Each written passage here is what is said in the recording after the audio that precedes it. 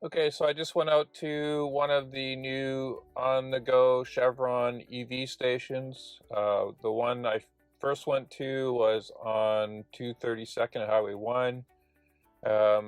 One of the cabinets was completely down. The other one had a Tesla charging on one port, and then the other one port had said diverted, so I couldn't use that one. So I decided I'd drive over to the one that's over on 200th, just off the highway again, at another Chevron. And I saw a couple people there struggling with trying to get charging happening, so I just kind of hung out, waited for them to leave, and then I went there. And so what did I find? I found that same thing.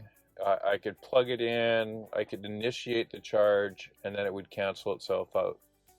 Now, this really sounds a lot, or does sound familiar to those of us that follow Electrify America. And so, yeah, once again, I'm actually catching quite a few issues with these non-Tesla chargers. So I know a lot of people are complaining about them being really slow, but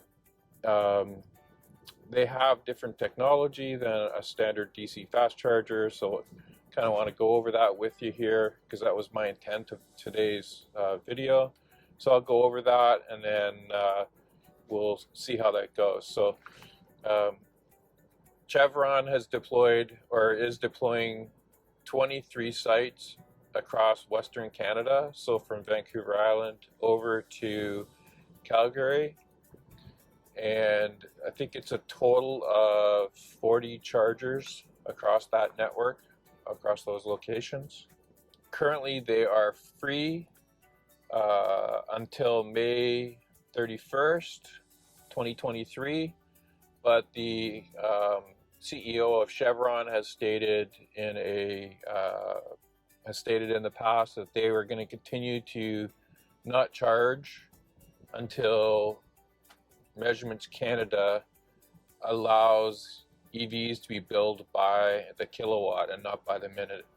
And that's only fair with these chargers. Again, as I explain how these chargers work, it makes more sense.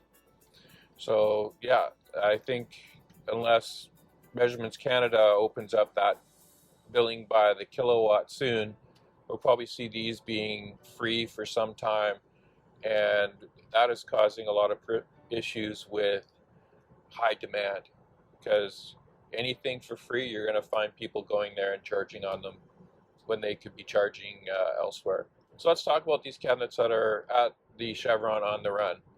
So they're actually not DC powered.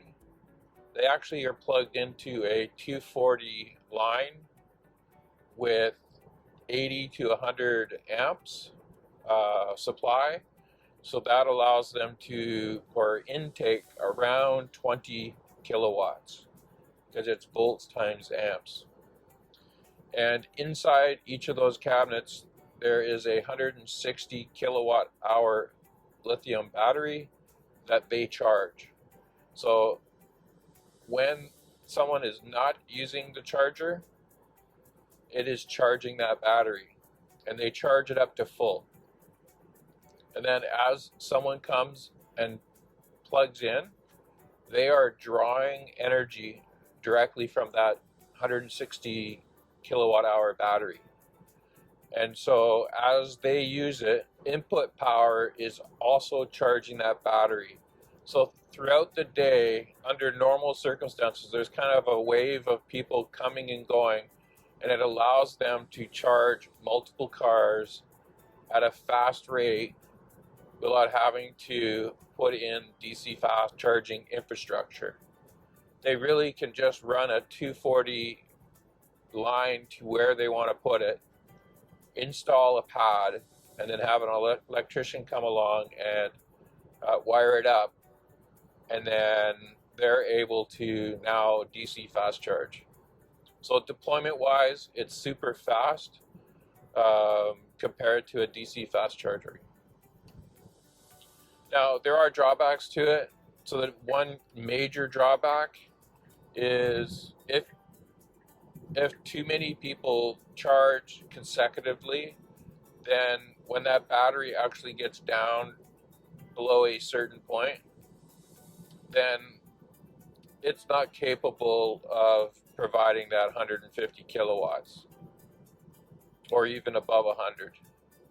So that's what's happening in Vancouver right now at these high demand stations, because they are free right now.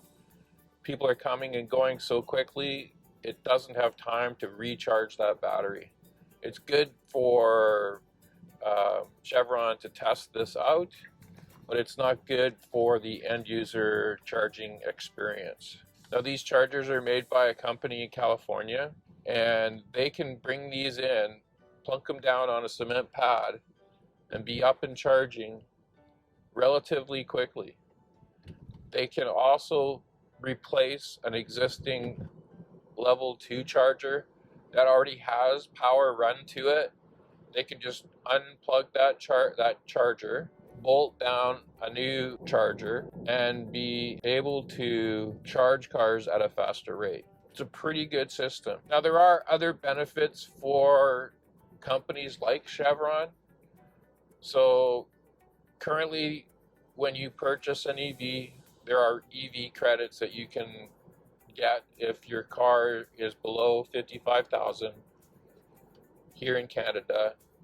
And then you also get a provincial rebate as well. So the maximum rebate here in British Columbia is $5,000 from the federal government and $4,000 dependent on your income from the province of British Columbia.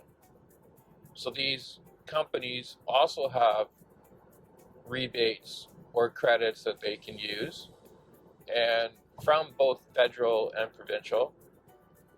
And to my understanding, the current federal rebate for them is $50,000 per plug. So each of these cabinets have 2 plugs, and they can charge at the same time. So they're able to get $100,000 directly from the federal government to offset some of that cost of purchasing that charger and having it installed. Also, the provincial government, so the province of British Columbia, or to be clear, the taxpayers of British Columbia, also are putting in $50,000 per plug up to 100 kilowatts and $80,000 for plugs or above 100 kilowatts. So their first cabinet that they install must have a CHAdeMO and a CCS adapter, and CHAdeMO is rated at 100 and the CCS is rated at 150. So that means from the provincial government, Chevron is getting an additional $130,000 from the province for that first cabinet. And if they have 2 cabinets, which multiple locations do, they would get $160,000 for that cabinet with the 2 CCS charging plugs. So for a 4-plug charging location, which would have 1 CHAdeMO and 3 CCS, they would get $200,000 from the federal government and $290,000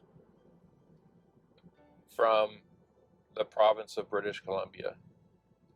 Basically, they're offsetting themselves by $500,000 per site. And right now they're not charging, but in the future they will be, and they'll be making some pretty good coin. So what do I think of these chargers? Well, initially I've tried a couple of them and they worked really well, but today was a total flop. 2 locations, none of them working for me, unable to charge.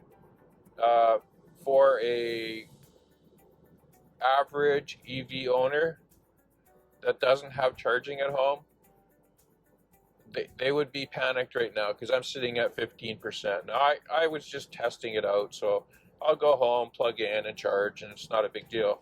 But for someone that can't charge at home, yeah, they're going to be in panic mode right now, trying to figure out where they can go and charge. The one thing that really needs to be done is They need to get these chargers to work a lot closer to 100% of the time. With a battery in it, it should just be flawless. These things should just run. I'm quite surprised that these locations are down. Anyway, if you have any questions, leave them down in the comments and I will try and answer them. I really want to promote these chargers and the use of these chargers, because if in the future we could have 2 chargers or 4 charging cables at virtually every gas station, that stress of trying to find a charger would go away for the majority of the people that rely on them. Really do need to provide solutions for everybody, not just Tesla. Thanks for watching. And again, if you have any questions or comments, leave them down in the comment section and I will try and answer them to the best of my knowledge. Thanks for watching.